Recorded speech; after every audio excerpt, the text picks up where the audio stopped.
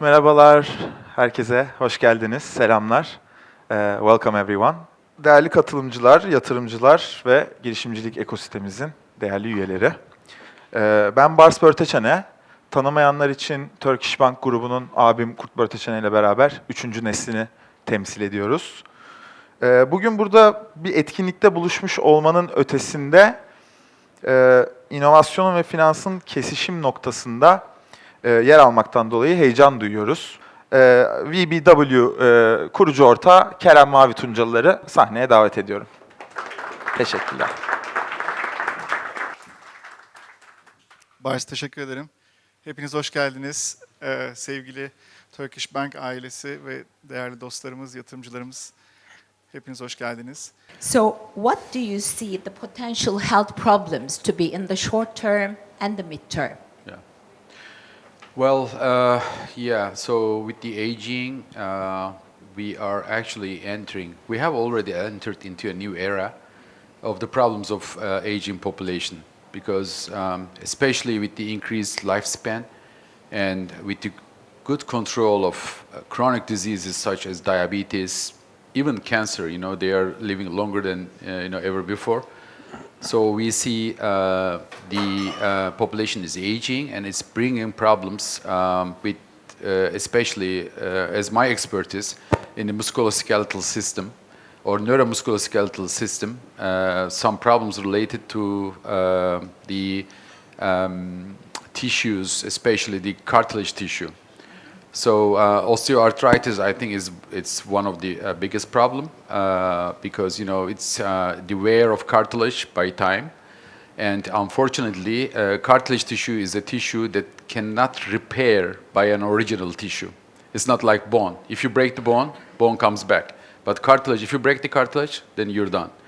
So again, from my perspective, actually, we are seeing more and more adult spinal problems. I think after 2005, also in Turkey, a pandemic has started with the adult deformities, especially adult spinal deformities and spinal canal narrowing sort of things, which is causing a lot of back pain. So low back pain seems to be really a increasing problem, and it will be one of the most important healthcare problem in the future.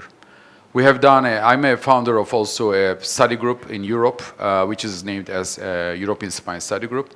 In one study that we have done, we have shown that adult spinal problems, which is mainly due to loss of cartilage, disc is also a cartilage tissue. So we have joints in the lower back. And also we have sarcopenia. Sarcopenia means, you lost your muscle volume and also muscle strength. And other than that, osteoporosis, this is causing weakening of the bone. But this is not only the problem. I mean, you may have fractures due to the weakening of bone, but also in the surgeries, when we face with that elderly population, we are having a lot of problems such as, screw fixation, for example. In a weak bone, you cannot get a good screw purchase. And then all your operations, may fail. So, and on top of that, I think the neurodegenerative diseases that we see more common now, like Parkinson disease, like Alzheimer, like dementia, that sort of problems added on top of these, musculoskeletal problems, I think making it really worse and worse. And at the end of the day, this is causing a limited mobility, I would say in a healthy 60 to 80 years old population. So when you are healthy, you don't have diabetes or it's under control, you don't have cancer or it's under control, but you cannot move on the, even 10 minutes of walk. I think that is really very much depressing. That limitation of motion is actually really decreasing the quality of life. So in summary, I think osteoarthritis, cartilage wear, osteoporosis, sarcopenia, muscle loss, and chronic pain and spinal deformation and neurodegenerative diseases are the problems that we see more common in this aging and increasing population. And at the end of the day also, when you do a treatment protocol on that population, unfortunately there is an increased recovery time. And this is also adding more and more complexity, on the problems that we face with the aging population. You mean longer. It's taking longer. It's taking longer because you don't have the same freshness of your tissues. So whatever you do, if you do a surgery or if you do a conservative management like a physical therapy, I think the healing period, the time duration is definitely longer than the younger population. Now, I was looking at the audience, and I think we are almost prone to what you are saying. The global healthcare market, as Kerem also mentioned a bit earlier, is $9 trillion at the present and is expected to go up to $12 trillion by 2040, if not even higher. And among this global scene, the US market is the largest. It's almost $4 trillion by itself today, and it accounts for 17% of the US GDP. And it is maybe accelerating in growth rate, right? Because of the aging and the lifespan and everything put together.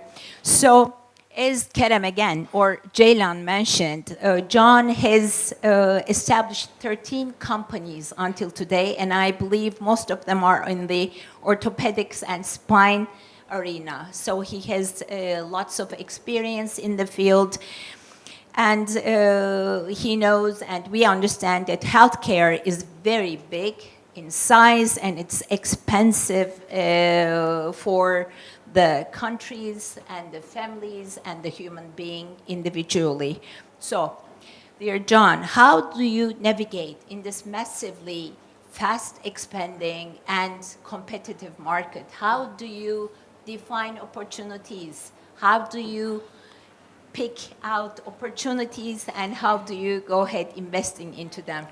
So to navigate, we still use the stars Okay. to follow, but I'll get to that. But I do want to touch on a point that you brought up of the longevity or how long people are living now. So it took us as human beings 2,000 years to evolve to a lifetime of 40 years. In the last 100 years, we've doubled our life, but our body hasn't caught up with that evolution. So that's why we wear out our pieces and our parts. That's why we see this happening, because just like anything else, the evolution hasn't caught up to the length of time that we're all staying around. So how do we navigate and look? So we're very selective. We focus in on things that we know and understand, which is MedTech, because that's what we've done our whole careers, myself, my brothers, our whole office and team. And we focus in on products that get implanted into the body versus chasing biotech or pharmaceuticals where there is an opportunity, a binary opportunity. You either have success or you don't have success. You either have a big winner or you get zero. We don't do that. So we look at how do we improve patients' lives and help them through that. And that's through implantable products or products that improve your quality of life, whether it's cardiovascular, whether it's neuro, whether it's musculoskeletal, orthopedics. But today, I think is, and I've been talking about this with my brothers a lot, today is a very exciting time and maybe the most innovative time that we've ever seen in MedTech, especially in the last 40 to 50 years, because we've already figured out the metals and the plastics that go in. We now have a much better understanding of the biomaterials and how they interact with the body.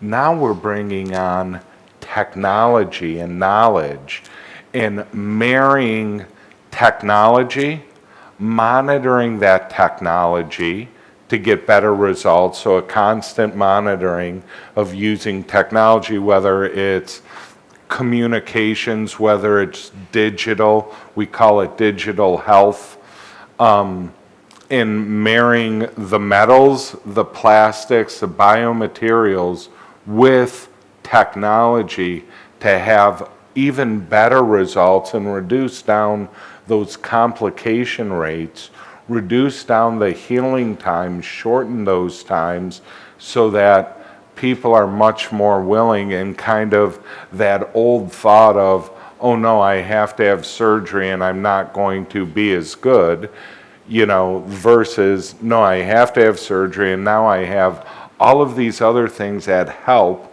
and enhance the surgical results, enhance your quality of life, and make it better. So we're really like overly excited about the opportunities that we see in MedTech and the advancements there, along with the risk mitigation of not having binary results of companies that are built. Okay. In the next questions, we will come back to how you invest into them Carefully. with more. What kind of a strategy do you usually employ when you are going into investing into a totally new area? So, thank you. Thank you for having me here. Well, I think I'm the only one without any medical background, so I will focus on the investing part.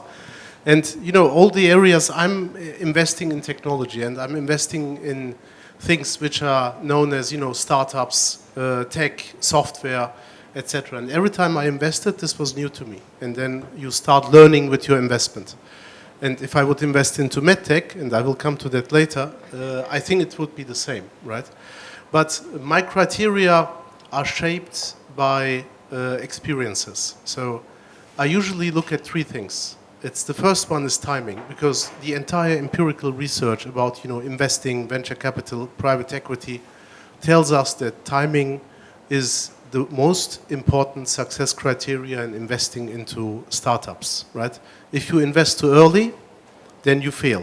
Remember Webvan 20 years ago in groceries. If you invest too late, you might fail. If you would invest today in NFTs or metaverse, I think this is a bad choice. So I really try to understand the timing. The second thing is, I'm very keen on the founders. I never invest in a single founder, because also the experience shows there is so much burden to carry that it's a good thing that you have a team. They can share their life, right? They can share all the questions and they can share all the challenges. So I spent a lot of time with the team, and as I'm an individual investor, I like to invest into people I like to hang out, right? So if I don't feel the chemistry, I don't invest into the team, even the timing is perfect. The third one is, you know, it's about, I try to understand the revenue model. I need to understand that I don't like too sophisticated revenue models. So I never understood NFT revenue models. I couldn't invest because I really didn't understand. So I spent some time into the revenue models. Can you please tell us, once you identify a novel idea to invest into, what are your next steps? How do you approach it? And what do you find difficult, if anything? And what is your role specifically in making it a clinical or commercial success? Okay. So what we look for is a clinical unmet need.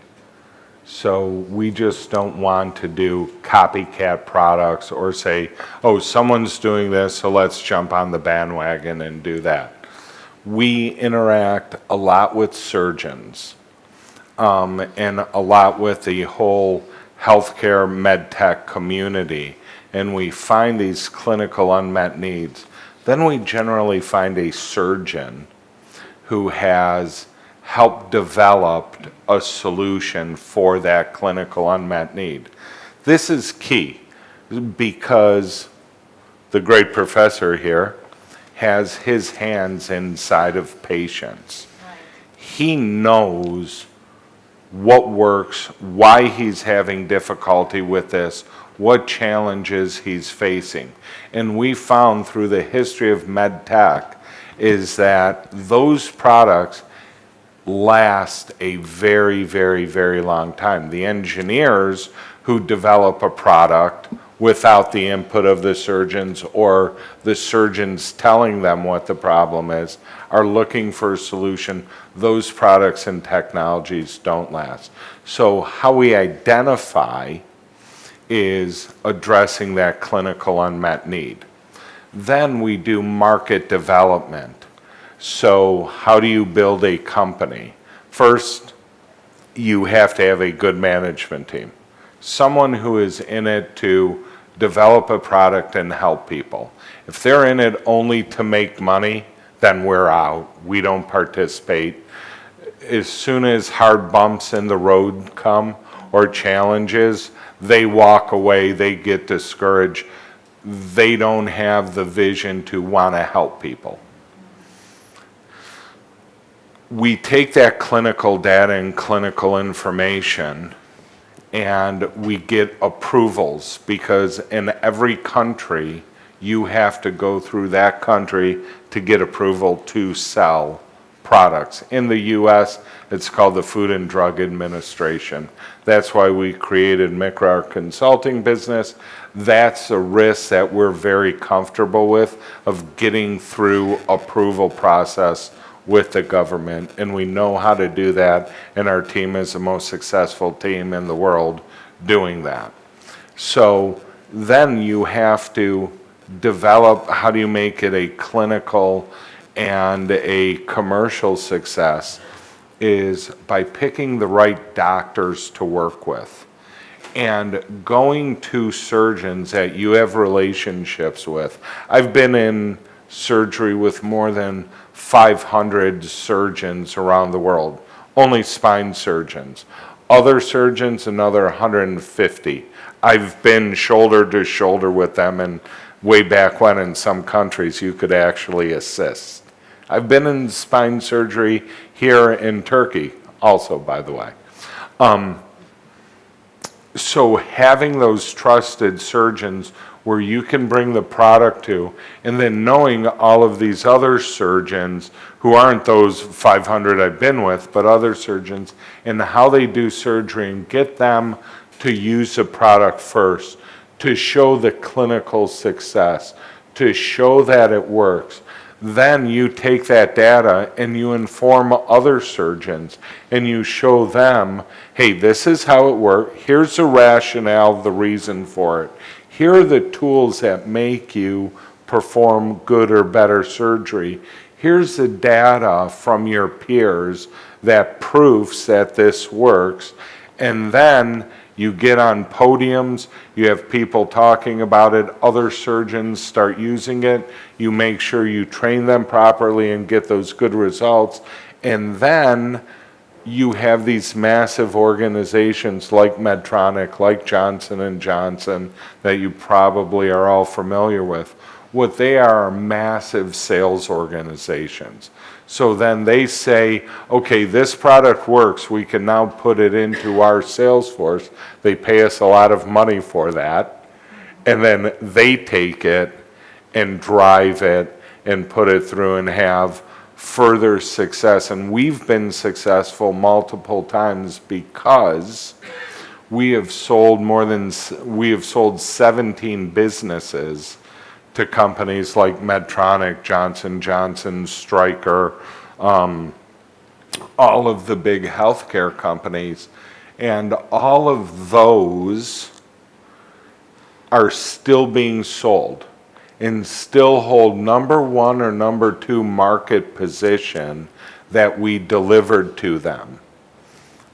The one thing that I did not touch on is underneath all of that in the market and the sexy product and doing all that, all the fun stuff, is you need to have a quality system, standard operating procedures, not violating FDA law, dealing with surgeons the right way. You would be surprised how many, the number one reason why a company does not get acquired in healthcare is because of quality systems, how they do business with surgeons, and not having the support structure, because the risk to a big acquirer is not the product risk. The risk is not having the appropriate systems in place. Then you have a product failure. Then you get sued. The opposing lawyer then finds out that the systems weren't in place. Then you write a big check. The question is, how many zeros do I put behind the crooked number in front?